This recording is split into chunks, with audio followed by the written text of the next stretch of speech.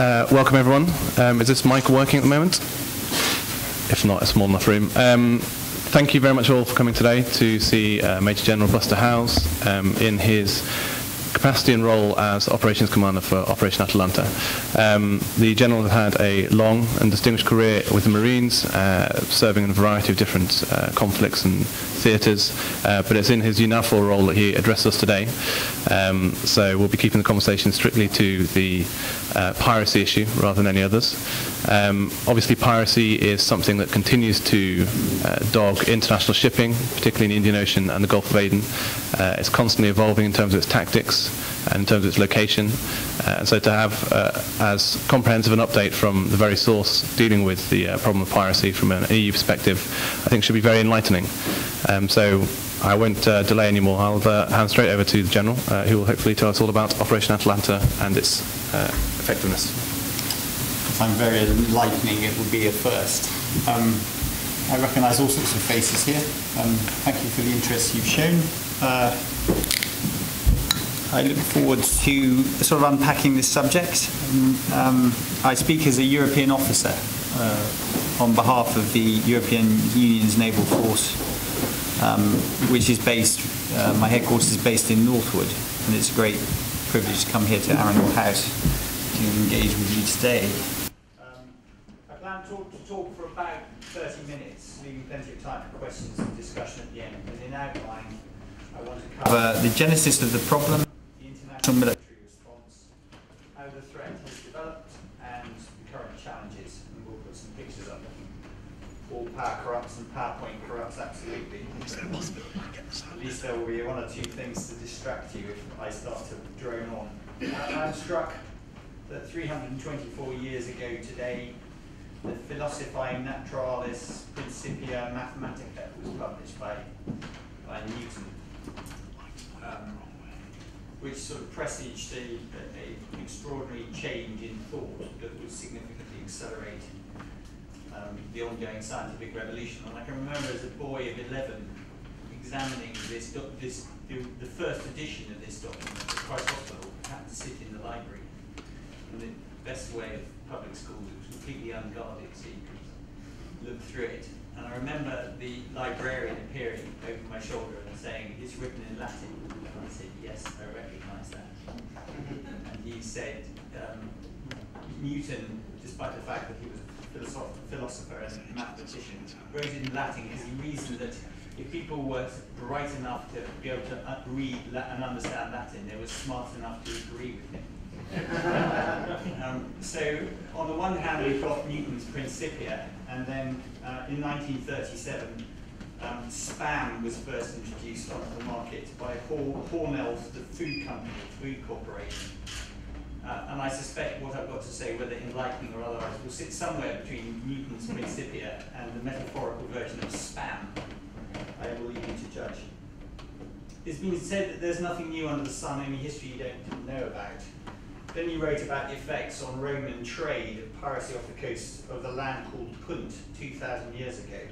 Plus ça change perhaps, but I think it is unhelpful to view Somali piracy as a cultural phenomenon or historical constant. Before 2005, piracy in the Gulf of Aden provided an irritation to the shipping community, much as it has in the South China Seas, the Malacca Straits, or in the Gulf of Guinea. Such acts were characterized by minor violence and armed robbery of the crew and the plundering of vessels for valuables. What we are seeing at the moment, however, is piracy, or rather hostage and ransom, of crew, ships and cargo of an industrial scale, which genuinely threatens the flows of global trade and energy. How has this come about? At one level, the roots of the current epidemic lie in the failure of the Somali state in 1991 and the breakup of the Islamic Corps, which followed in 2006. Lawlessness, dire economic hardship, and ineffective governance combine to give people both the motivation and the freedom to turn to crime. The easy conclusion, therefore, is that the permanent solution will only be found in a more stable, law-abiding, and prosperous Somalia. But European and American experiences in Iraq and Afghanistan demonstrate the difficulties of nation building. And I think such grand strategic objectives and the decades it would take to achieve them need not concern us this afternoon, although I would be very happy to elaborate on the comprehensive approach to Somalia in the questions.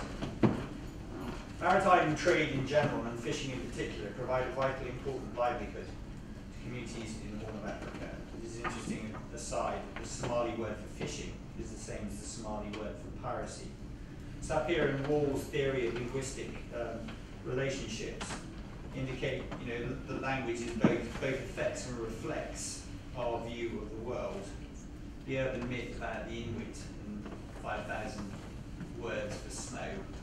But there are genuinely 25 words for boat in Somali, or for dhow, and although it's a very extenuated country with a very long coast, the sea and the influence of the sea is very important to that culture. It's not, you can say, well, the hinterland and the landward side is important. Clearly, that's where people live. But the seaward flank is important in many ways.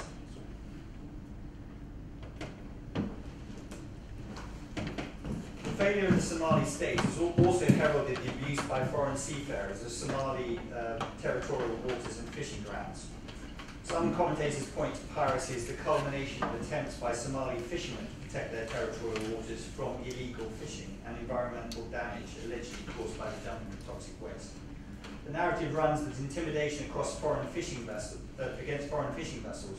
morphed into armed robbery, which subsequently developed into hostage-taking when the pirates recognized that more money was to be made holding vessels for ransom than could be made by fishing.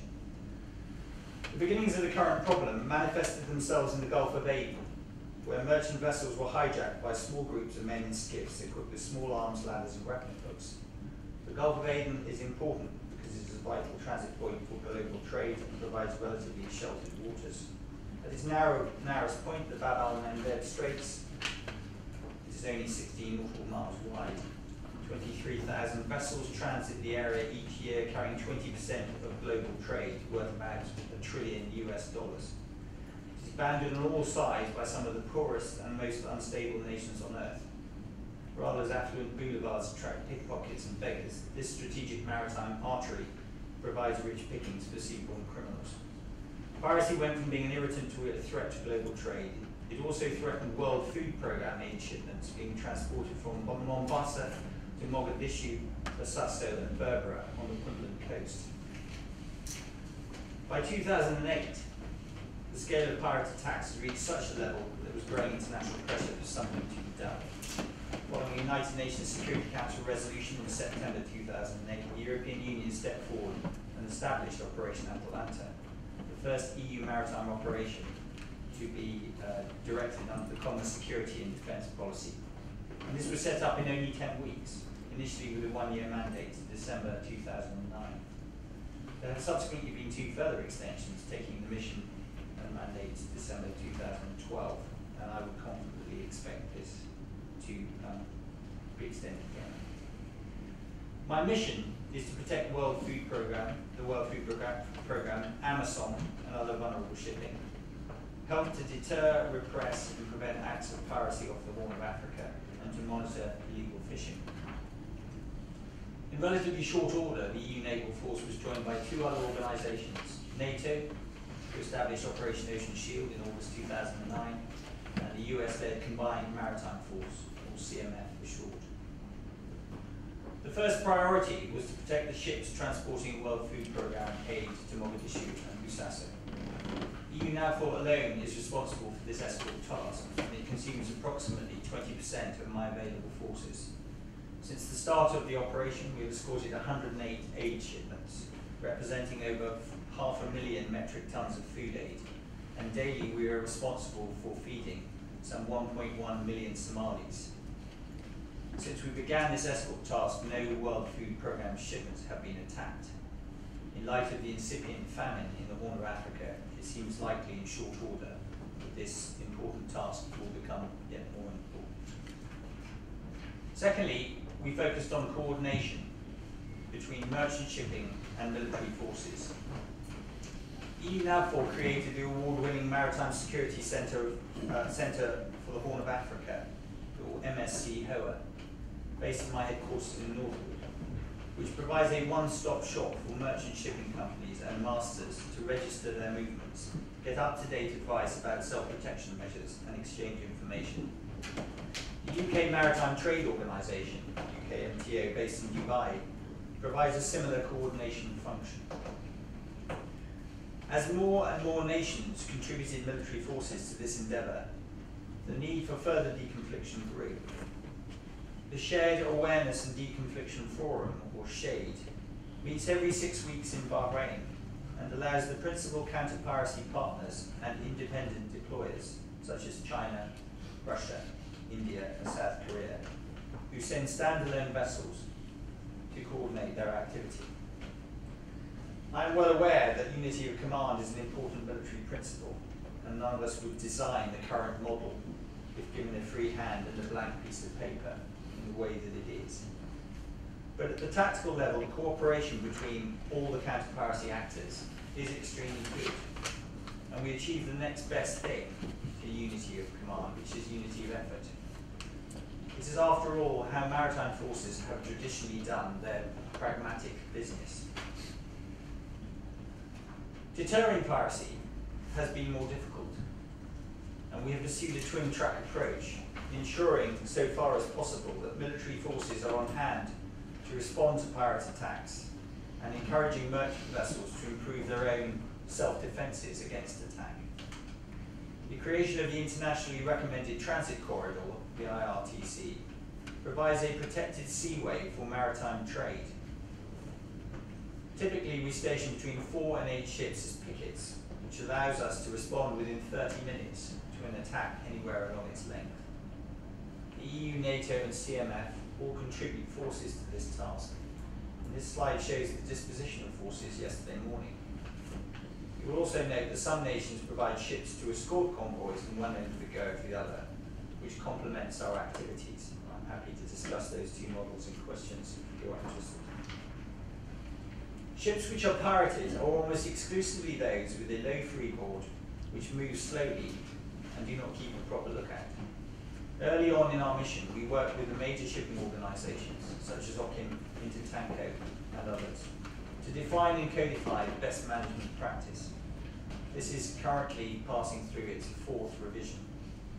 The education of the shipping community has been a significant area of activity, and I will discuss this later in more detail. The effect of this activity was broadly twofold. Firstly, we markedly reduced the number of successful attacks in the Gulf of Aden to as low a level as we are able with the military resources available to us. And there has been no successful pirating in the IRTC since September 2010. The second effect, a consequence of the first, was that we displaced the problem. A year ago, when I assumed command of the operation, we faced a sharply increased number of pirate attacks in the Indian Ocean, although their success rate had remained relatively constant at about 20 to 25%.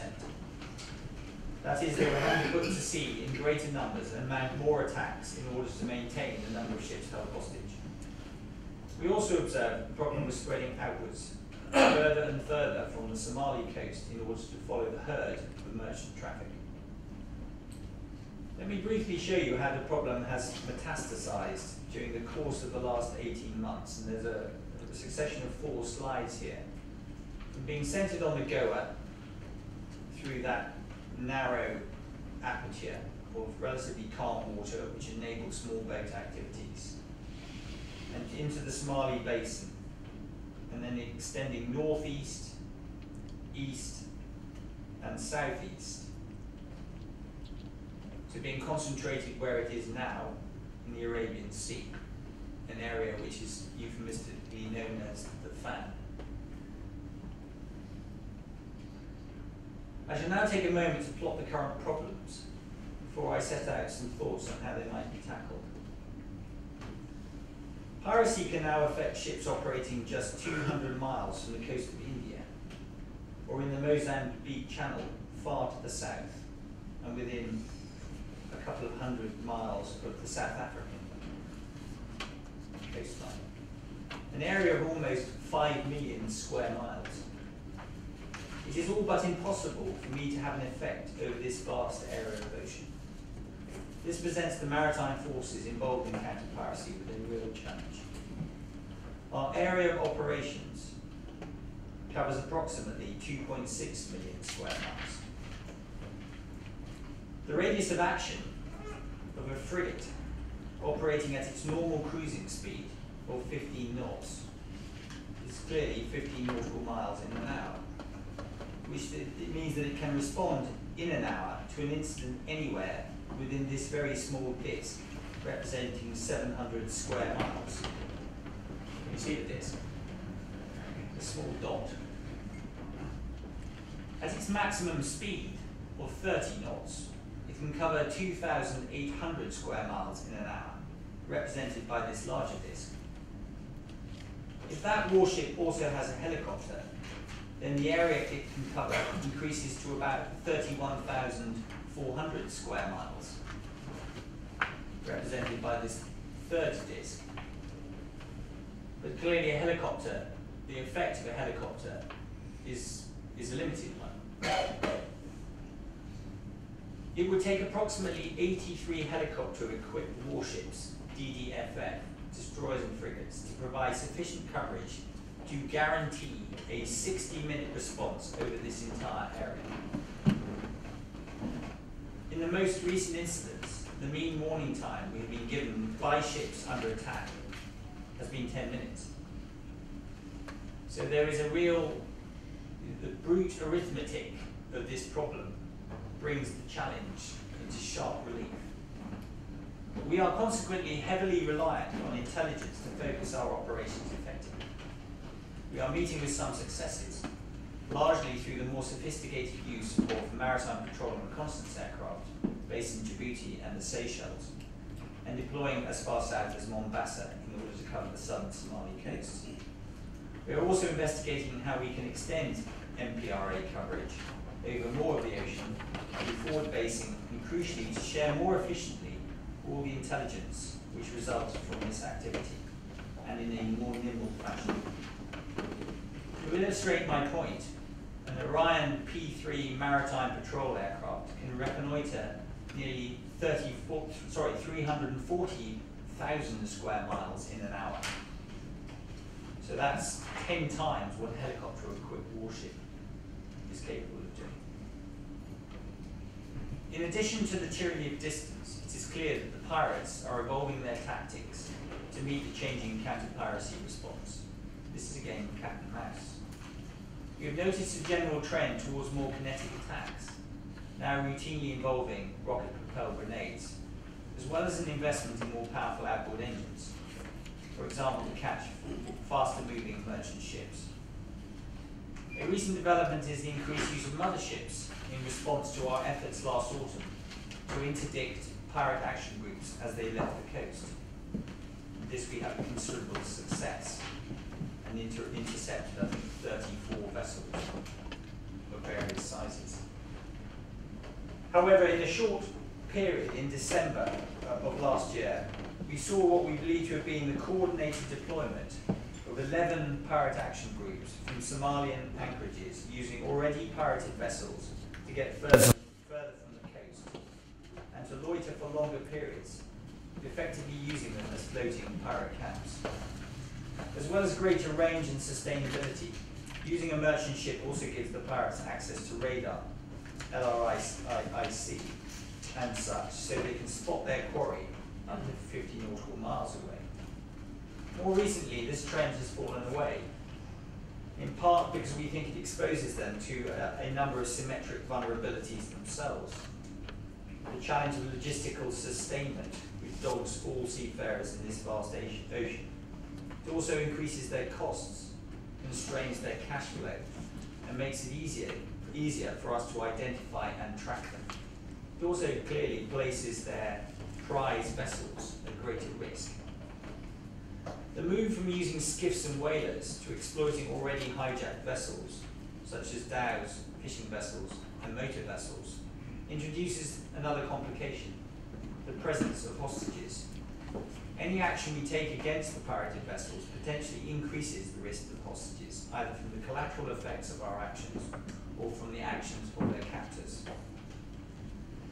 Why should we be concerned? We've long recognised that instability is a cause of piracy, but my assessment is that it is also becoming a vector of it. The very large sums of ransom money and the socially destabilising effects of prostitution, drugs and alcohol, which increasingly go along with piracy, undermine traditional communities. And in Nairobi, criminality and violence have spiked too.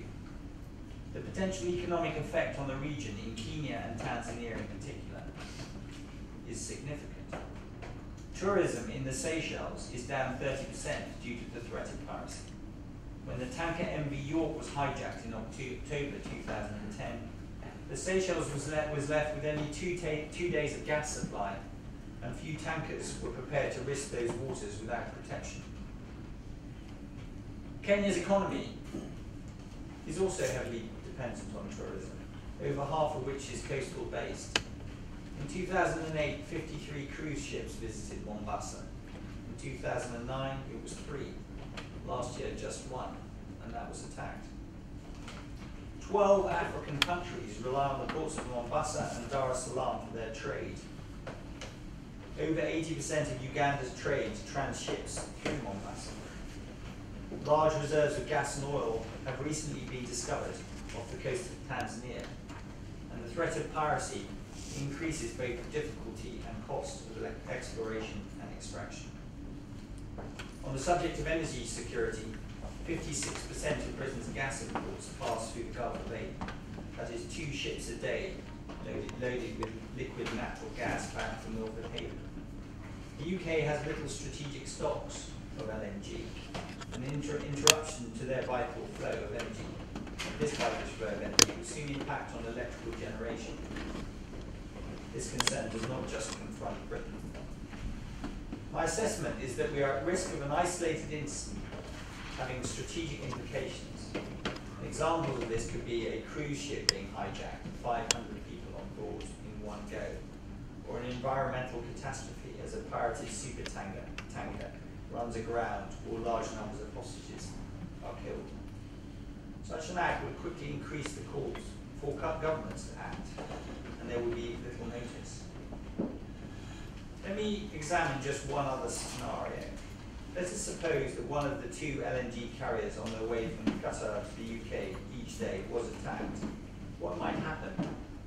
Firstly, the ship operator would stop their ships in the water until the picture clarified. An interruption of even 24 hours could have a significant impact on market confidence, trade and commodity prices. Secondly, and specifically in the case of petroleum products, such an attack would probably lead to a very significant spike in prices, largely because the markets are so febrile. When the MV Sirius Star was pirated in late 2008, carrying 25% of Saudi Arabia's daily oil production, we observed an immediate increase in global oil prices.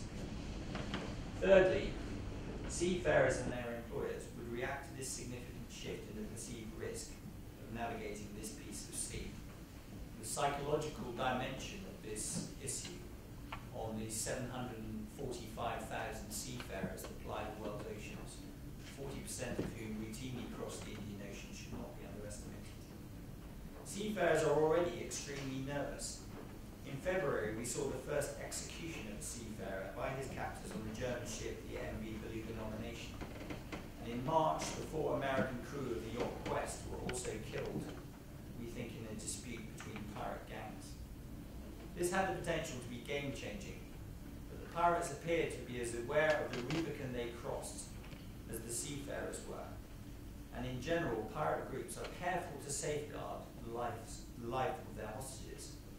Although these hostages suffer great mental anguish and are under egregious conditions throughout their captivity, and there are many instances of torture, nevertheless, they rarely come to permanent, at least permanent physical harm.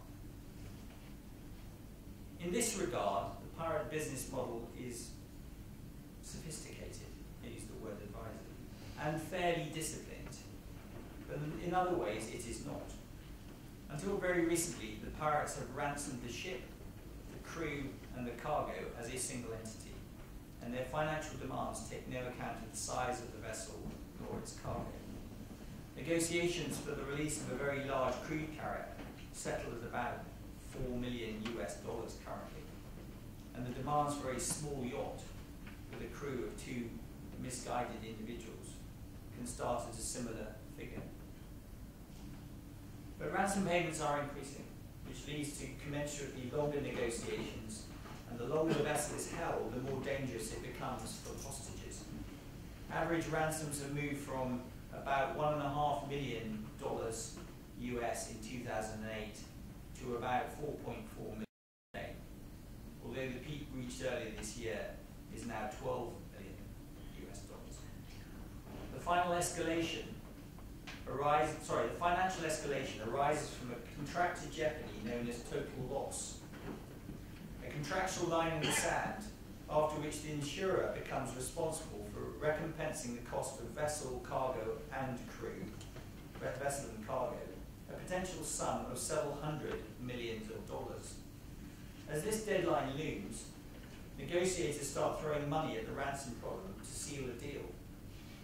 Each new surge in ransom resets the pirates' expectations. You're shaking your head. We'll talk about this. We have evidence of it. We also have seen pirates start to separate vessel and crew. In the case of the MV Asphalt Venture, after the ransom had been paid. So we have an extremely challenging set of problems to address, and it almost goes without saying, the remedies are difficult, expensive, and time-consuming. This is a game of inches. There is no simple silver bullet solution. I think H.L. Mencken said, to every complex problem there is a simple, neat, and wrong solution. I've seldom come across a more intellectually challenging or wicked problem. Returning to the point I made at the start, we all acknowledge that the solution to the problem will not be found at sea, but will take sustained action over many decades within Somalia to create and support a democratic, stable and prosperous nation where the rule of law is respected and enforced. In the meantime, what can we do to address at least the effects of piracy? The job of the military forces in the region is to hold the line, to buy time for other actors to address the causes rather than the symptoms, and to enable industry to enhance their protective measures. An extension of the EUNAVFOR beyond December 12 would be an important step in allowing additional time to address some of the broader issues. Holding the line means continuing to provide the protection we currently afford to vulnerable shipping, providing aid to Somalia, and contributing to protection in the IRTC. My colleagues in NATO and CMF also coordinate our activities extremely closely to squeeze the most effect from the military forces at our disposal. At the strategic level, the risk-reward calculus is currently skewed heavily in favour of the pirates, who can gain life-transforming financial rewards for comparatively low risk. So generating a credible deterrent effect is difficult, and these are people who routinely live with a level of risk which bears belief of those sitting comfortably in London. It is potentially an immensely lucrative undertaking, certainly in comparison to the immediate legal alternatives. The average income in Somalia is less than $1 a day, and a young foot soldier scaling a ladder in the middle of the night on the stern of a merchantman can earn 5,000 times that. First man up the ladder usually gets about $10,000. We need to redress the balance in our favour. There are several strands to this work, not all of which are in the military's gift to resolve. In the political arena, the European Union is engaged on 2 complementary strands of work. Firstly, we were working with Europol and Interpol to identify and interrupt the flows of money at the top of the pirate hierarchy. Clearly, the Hawala banking system does not make this easy. Secondly, we are engaged with the United Nations to improve the legal framework for dealing with pirates. The legal framework within which we must operate is complex and militates against straightforward action. Dealing with crime on the high seas is difficult because of the lack of a clear jurisdiction and comprehensive criminal code. But it is important to remember that piracy is a crime, and the response of our forces at sea must, as ever, be proportionate to that crime. We are not at war with the pirates. international and national laws, in my case 27 nations laws, apply to our military forces, and we cannot, as I am frequently encouraged to do by the readers of the Daily Express, simply open fire on suspected pirates without good cause. We are engaged on a constabulary task. On the legal front, we currently have agreements with Mauritius and the Seychelles which allow us to transfer individuals caught in the act of piracy for trial and incarceration. Kenya accepts pirates too on a case-by-case basis. But capacity is limited, and there needs to be some locus for them to accept the pirates. Additionally, we have very limited means of dealing with those who are conspiring to commit acts of piracy, which covers the vast majority of those we apprehend. Flag states and Western governments are almost invariably unwilling to exercise their national prerogative to prosecute pirates because they fear the subsequent burden of asylum. The result is that 87% of the 800 plus pirates we have apprehended since this operation began end up being released. So far, we have only transferred 104 for prosecution. So international efforts to create a robust penal system are vital, not least because the optics of capture and release do nothing to shore up the political will of liberal democracies to accept the concomitant risks. To contain and treat this blight, we require also the cooperation of flag states, industry, and the regional and international community. The countries of the region are increasingly willing but require our commitment to capacity building. We will all have to assume some of the unpleasant burdens necessary to achieve humane prosecution and imprisonment. The merchant shipping community have an important part to play in all of this. One of the most significant things we can do is further increase the implementation of best management practice, especially among Asian flag states.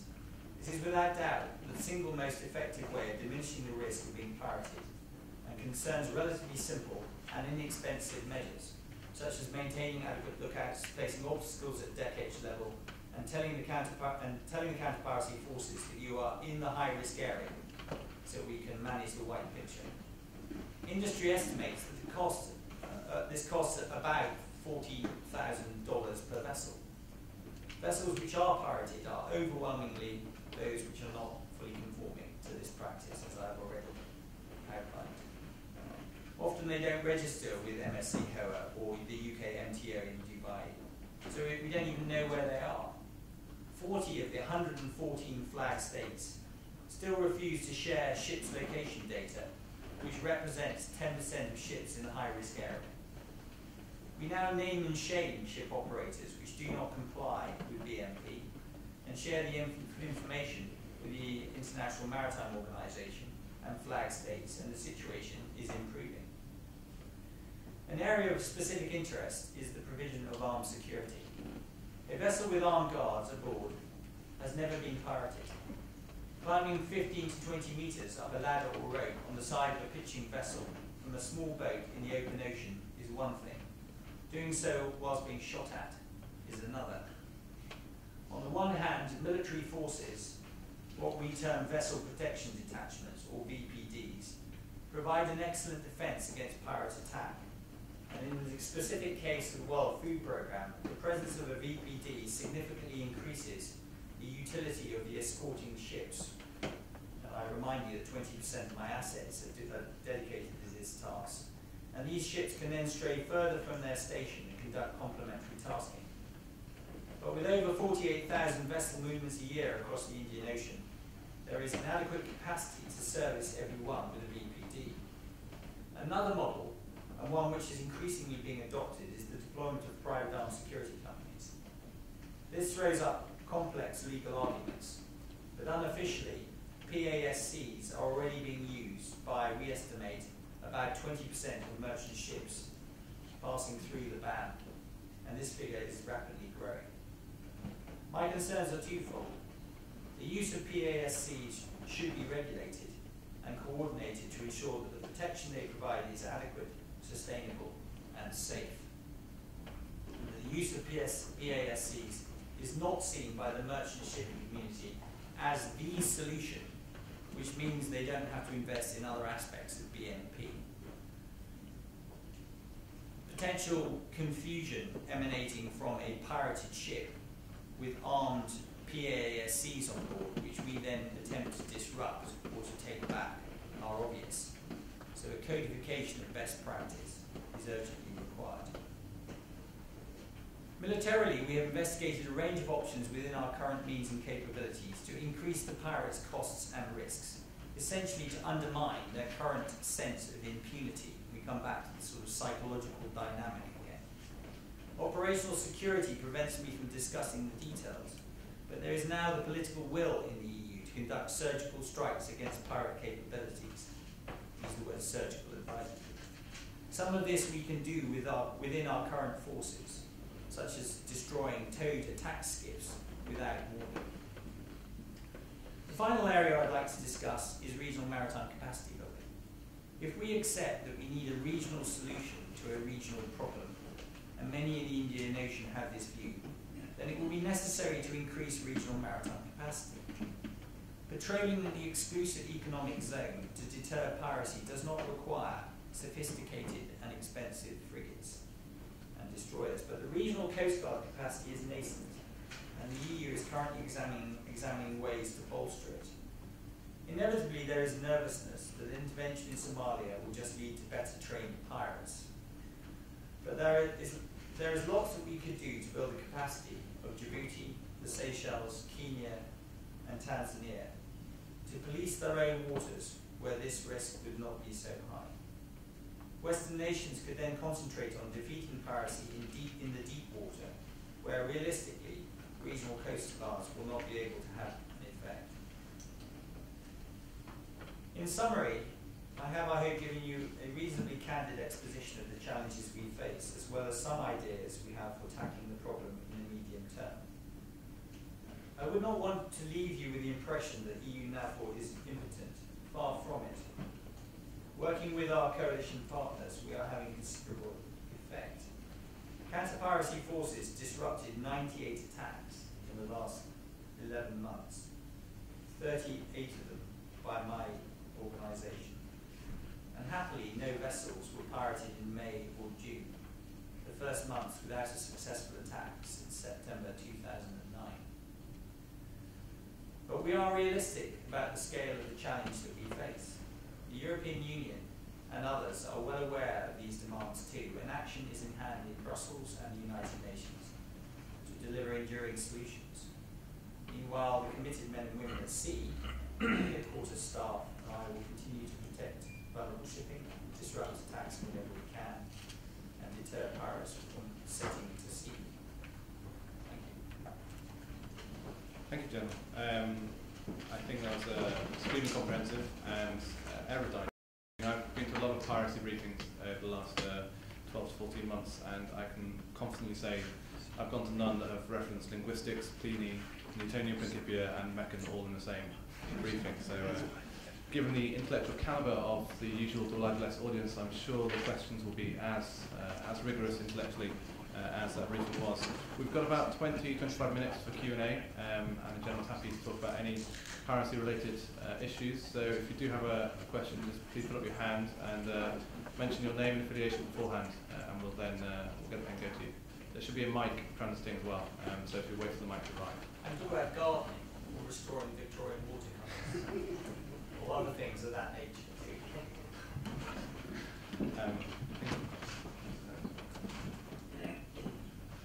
Just in the third row there, on the far side.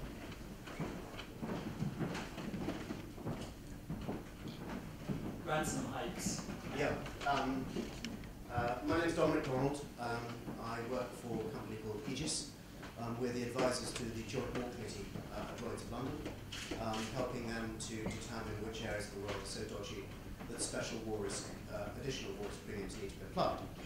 And while that means that one's not in a position to actually represent the insurance sector, it means that one is sort of moderately well informed on aspects of it. And I was shaking my head so emphatically, as you pointed out, because although I think one can perhaps draw a linkage between the issue of when a total loss might be paid and the negotiating process, as far as we're aware, you may be better informed, as far as we're aware, there isn't an instance of a high ransom payment being directly affected by that. The instance that is often offered, sort of behind the scenes, if you like, is that of the Samhoe Dream. Now, the thing with the Samhoe Dream was the owner of the, I don't know if the, that slide that you had of the ransom payments, the levels of the payments, there were two particular spots on that slide that were very, if you like, distorted. There it is. You've got the Zirku at the top, and the second highest is the Samhoe Dream. Now, if we look at the Samhoe Dream, the interesting thing with the Samhoe Dream was that had a 6-month cut-off.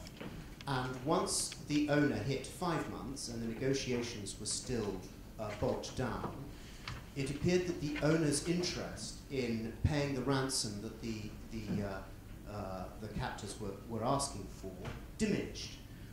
Almost certainly with a view to, at the end of that 6-month period, having the vessel declared a total loss, then going to the underwriter and getting the full cost of the vessel back, leaving the crew slightly stuck.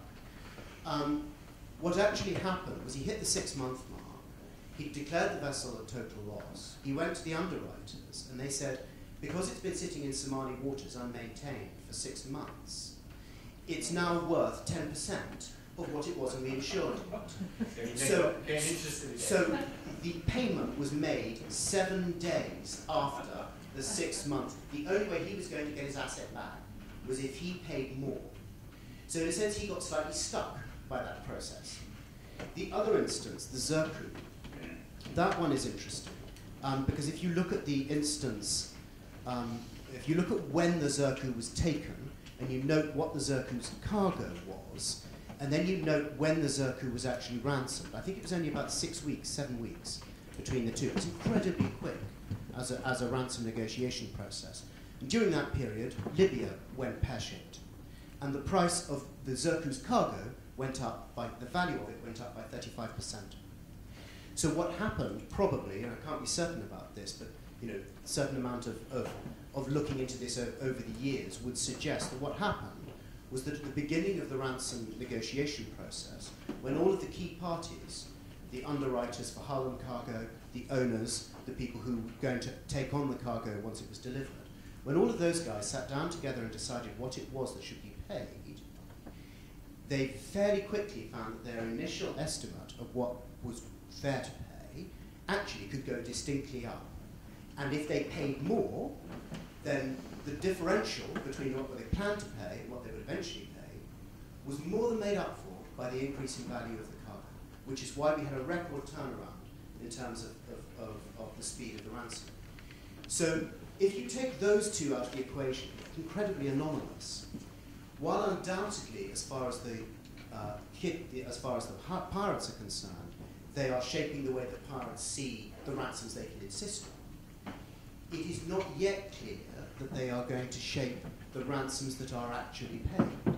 Because the way the process works, eventually, it seems at present, and people at Stephen Askins and co. are very helpful on this, it seems that the actual resolution price agreed does not differ markedly now from the differential between what they decide at the beginning of that process and what they eventually pay is not markedly different now from what it was 18 months ago or 2 years ago. So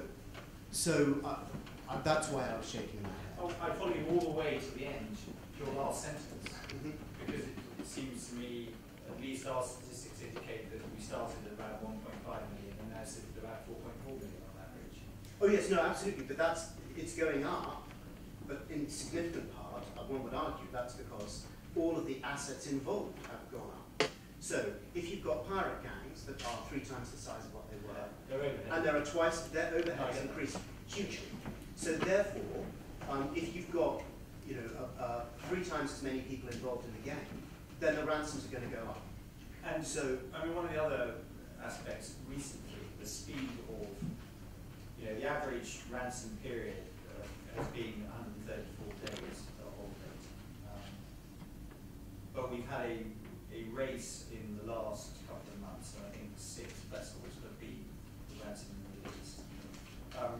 reason, and I pointed to the fact that the incidence of piracy has decreased in the last several months, it would be nice, it would be convenient for me to sort of appropriate credit for that. I think that would be risky. I think the reason why piracy in the ocean has gone down is multifactorial as ever. One of its straightforward is southwest monsoon. One of it is one of the factors is just increasing grey funnel line there, sitting off Yemen, doing a whole load of other things, but a warship is a warship is a warship. So there's a deterrent factor. One of them, I think, is to do with cash flow problems. And when following the mothership model, which ran within, the point where they dispersed those 11 groups in December, they were having enormous success. And we then had gusting 700 men held hostage in the anchorages and 30 ships. And I think at that point, the business model had overreached itself, because it's all based on credit, and they suddenly thought, it's a little bit like a small village shop turning itself into Tesco overnight. It overextended itself, and they then had a liquidity problem, and so they then had to recalibrate, and their focus then became selling the assets quickly, which is why the sort of mean time held reduced, and 6 of them were sold back out, and we now have only 17 ships held. In order to recapitalise themselves, we now have the southwest monsoon, which is to the small boat ops, whether you're using motherships or otherwise. And so there's been a hiatus. But I think at the end of August, beginning of September, we will see a recommencement of the problem. Thank you. Thank you. Here on the third row as well.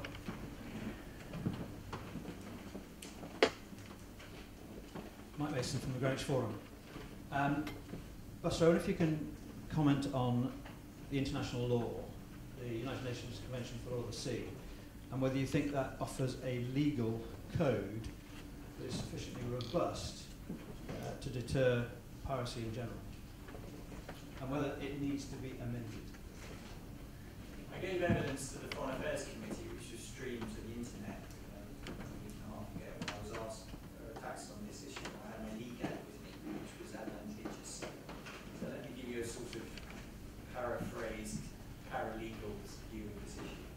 My understanding of UNCLOS is that if you unpack it like a lot of the charters, you'll get into extremely complex issues like the sovereignty Antarctica, of Antarctic waters, of ownership of the Sandwich Islands, of a whole raft of other things. So if you seek to modify one bit, I suspect that you would open Pandora's box. Whether it's possible, and I probably use the expression wrongly, but to produce some sort of neat codicil to it, which would specifically address some of the shortcomings in terms of our legal instruments to tackle this particular problem, remains to be seen. The advice I get is not. Our ROE are robust. Our rules of engagement, in as much as I'm able to stray into this area, aren't adequate for the purpose. I revert to the fact that these people are criminals. When they started, you find, an impoverished, ragged 11-year-old boy on the end of the ladder. You're going to shoot him? They say that you can do without air for 3 minutes, you can do without water for 3 days, and you can do without food for 3 weeks. The average Somali, when he puts to sea, in a whaler, you've got about 30 days of endurance. If you're a naval officer, Michael, if you were heading off from Hobio in a whaler, you'd probably give yourself 10 days to get into the area where you were hopeful to get lucky. And you would loiter there for probably a further 10 days, and then you give yourself 11 days to sail home again. One for fudge. Somalis don't do that. They just go for 30 days. And then, if they don't get lucky, they'll go for anything, because they're starving, and they have no water, and they have no food. Shooting people like that, sinking them, which, the boats, there are those who, and it's very much a matter for them, I make no comment, but the Indians, the Russians, the South Koreans apply a somewhat more muscular approach and interpretation. which may on one level be very satisfying. Shoot the boat, sink it. But it's, it does not sit within the law. And at the risk of being pretentious, there's a very good bit from The Man for All Seasons, where Roper is trying to persuade Thomas More to change the law, and how frustrating the law is. And More turns around and Roper says, Thomas More says this land is planted thick with laws like trees, and they defend us when a strong wind would blow. And Roper says, I would cut down every law in England to get at the devil. And More then says, and when every law is low and the devil turns around and confronts you, where then will you be? So, I try to Iraq when things like Breadbasket and Abu Ghraib and other things were materialising, and I'm pretty clear that the laws have good reasons. The Foreign Affairs Select Committee session is still online, by the way. I was watching it earlier, and I was struck, following on from that legal point, about the idea that there are certain areas, such as the Southern Red Sea, where legal restrictions are so much more stringent simply because it's territorial waters. Wait a second. There's no. We only have the right of innocent passage there. And indeed, if piracy, I described it being displaced south and east, we have seen a little bit, 3 or 4 attacks north of the Battle of Mendo. And if we are to do anything about it, you have to steam north and then turn around and steam south again, because there is no, there is just no wiggle space. There's a bit of debate going on, but the countries such as Eritrea are not the easiest to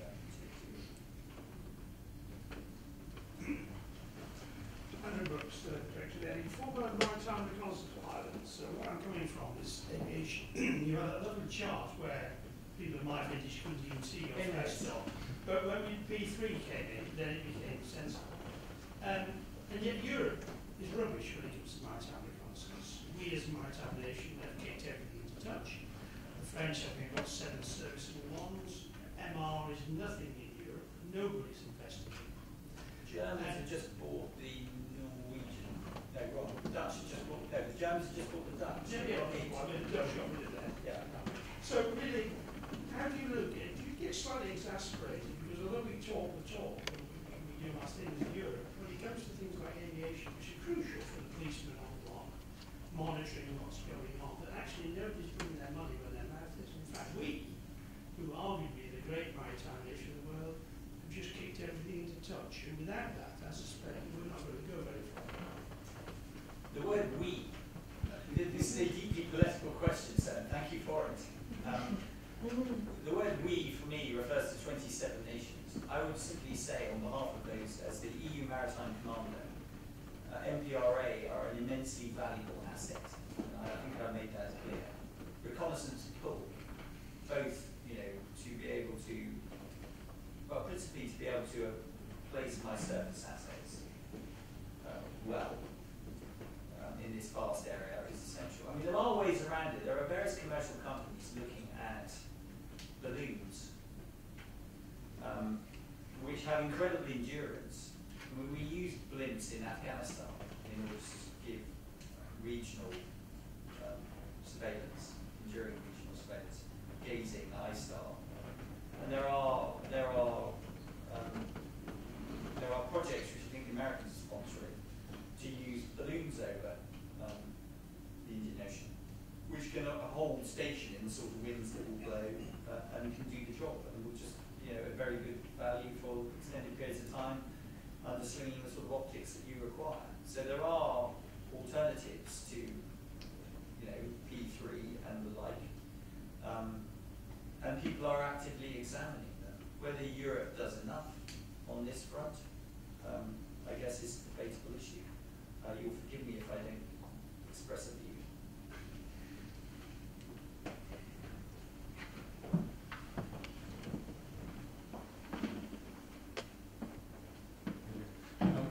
David White, I'm a journalist, but not, I must say, for the Daily Express.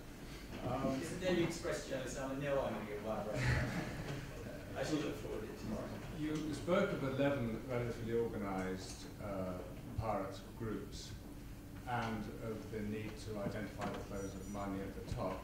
I'm just wondering to what extent the brains behind these groups are actually in Somalia or in other countries of the region.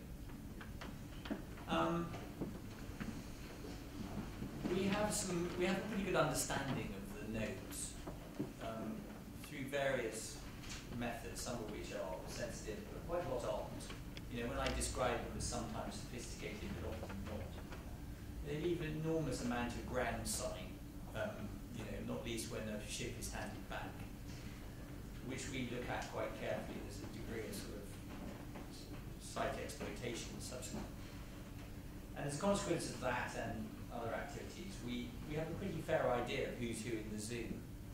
And there aren't a vast number of beneficiaries of this vast sums of dosh. A lot of them are, I mean, they're almost all Somalis, unsurprisingly, because the clan system means that they are very xenophobic, and if you're not Somali, then you're not going to get along. A lot of there are, you know, the Somali diaspora into Kenya. 9% of the Kenyan population are Somali Kenyans. You know, I think the diaspora numbers gusting 200,000 people, and it's increasing at the rate of 5,000 a month over a border which is 1,100 kilometres between borders. So a lot of the money flows across into Kenya, with all the sort of distortional effects on property prices and criminality. But undoubtedly, some of it swirls around across the international boundaries. Getting the evidence, you know, so you identify who these people are. I mean, I think it's in the public domain, pretty sure it's in the public domain. Following the quest, the American forces did something about it, and they picked up a couple of individuals. The negotiators can appear implicated in all this activity, because they're the sort of Somali, you know, they're part of the sort of criminal face. But negotiators are employed very often by the shipping companies, and are entirely, you know, the NR people are entirely lawful actors. They're just acting. So making sure that you do go for these people, and then, you know, our experience in Afghanistan of trying to track narco-terrorists and build up a sustainable legal case against them meant that you had to conduct something like 6 precursor operations in order to secure the sort of evidence you needed. So this isn't simple, and even when you've got the evidence, then what are you going to do? Are you going to send boys around in the middle of the night into mainland Somalia to lift people? Are you going to encourage plans to surrender people? Are you going to negotiate or encourage the transitional federal government, whose locus extends not that far, to, you know, what you then do with that information? I mean, the neatest way, I guess, is identifying one of these individuals when he happens to be visiting Geneva for, you know, to have his hernia repaired or whatever it might be, and lived in there. There's some thinking going on all of this, but you know, as ever, I mean, I probably sound rather sort of dull in that every issue is there's an option of difficulties, and very often a solution just leads to another problem. I was helpfully quoted mentioned newspaper recently about, you know, Royal Marines outwitted by pirates. I think that was the headline 2 days ago. Amen to that. I mean, very often the pirates don't know what they're going to do next. You know, this is part of their lack of sophistication. So, are being able to sort of anticipate, you know, if this is what we do, they then do this. What will we then do?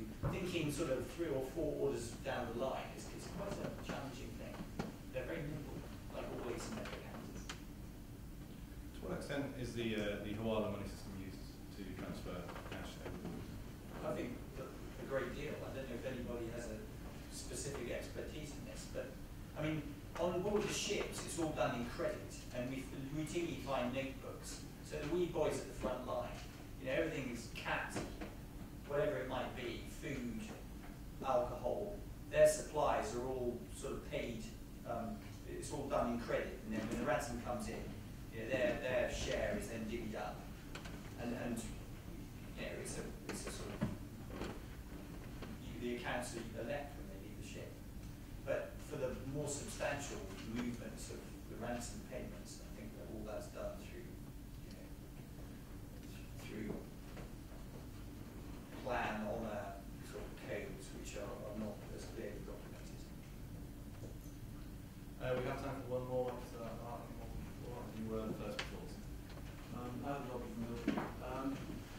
journalistic. Probably more on the operational side of this stuff, General. We've seen some successful ransom drops made via parachute onto the deck of some of these vessels that have been taken. And also we saw in the press a couple of weeks ago a couple of British security guys that were lifted or issued abroad. Looking back to the root cause of this, would it, trying to police an area as huge as you are trying to police, once a ransom drop is being made, whether that's onto a cable to a vessel, for example, surely then would that not then be the time to strike? Once the crew is being released and the vessel is being released, the pirates get onto their skips and go away to count their pennies on the beach. Is that, in a legal terms or for tactician's terms, would that not be the time to potentially make the arrest? And then at least you would get some of the ransom back, which could then go back into the market and deter the pirates from. Well, I would make a couple of observations on that. The queuing is not very simple because the point where the K&R companies are seen to be actively colluding with security forces, you only do it once. If the point where the ransom was handed over and the hostages were released, we struck very quickly. I suspect that would produce some difficulties. I think that conducting sort of disruptions of this kind are not trivial. And the forces that are involved are usually wound up on a national basis. And I should choose my words carefully, but when specialist capabilities are deployed, it's usually because there's a really serious national interest. You don't risk very highly trained people in difficult environments if there's a financial solution, and the financial solution is something which sort of rolls and rolls. So it's usually for a particular reason. Citizens being murdered, or there is some particular sort of aspect to it. The ship is carrying something which we really don't want to get into, sort of the international criminal networks. At which point, member states drop out, and those with the right sort of capabilities have a crack at getting it back. Persuading sovereign governments to risk these assets just for sort of commercial activity, the way you describe, is not easy. They just don't do it, and these scarce assets are deployed usually on other activities. So it takes a bit of winding up. I'm being slightly opaque, but I suspect you know what I'm getting at here. So, and I guess the last point I'd make is you sort of do it once, and then you rock the model up. The way to stop this is to cease to pay ransoms. This is a business. If you stop paying ransoms tomorrow, they'd go, oh, bugger. And then they'd have a whole load of ships and a whole load of people, and there'd be no answer. But at a point would come, what would they then do? Well, I suspect a point would come where people will be paraded on the decks of the ships at anchor and systematically shot. At which point, there are few Europeans, and there is a invidious sort of racial undertone to this. 35% of seafarers are Filipino. A lot of them are Bangladeshi. Would we, the UK, wind up our specialist capabilities to rescue Bangladeshis? We wouldn't. It's not a part of our vital national interest. If they started shooting Bangladeshis, and this is obviously a highly sort of sensitive political area, I'm sort of getting into here. But it's just the reality of it. It is the reality of it. What I find very hard to understand is that the majority of all the insured vessels are insured at Lloyd's, which is in the City of London. So the international community must be looking at Lloyd's, and indeed us being looking at the UK to be funding criminality. Well, I suspect you wish to respond to that. I mean, it is a model. If we could cease to pay the ransoms and had some alternative, we would. One of the things that concerns people, but everybody who is interested in this, in some respects, is that the payment of ransoms would become unlawful. And the circumstance, the eventuality where that might arise is when a clear nexus is found between criminality and terrorism. That has not been established. But at the point where it is, in some respects that makes life simpler, but in other respects it makes life a whole load more difficult. Is that what you do? Or revert to the fact that you're going to end up with hostages being shot? You wanted to respond? Just very quickly, something I should perhaps have pointed out earlier. The insurers don't pay the ransoms. The owners pay the ransoms. But it's endorsed by, it's paid back by everyone. Some of it will be, but the people who are actually paying the ransoms are the owners. And in most cases, the owners are taking a very substantial hit. It is their own pocket. So while in theory one should be, the United States government's very keen on this, seeing if they can apply pressure at Lloyd's or the Lloyd's market to see if they can get the Lloyd's market to stop paying ransoms. And it's fallen the first hurdle every single time by the Lloyd's market pointing out that they don't pay them. If one wants to stop the ransoms being paid, then you have to talk to all of those owners who have that asset and for whom the ransom is the only way of returning that asset and the only way of guaranteeing the lives of the seafarers for whom they feel a moral responsibility.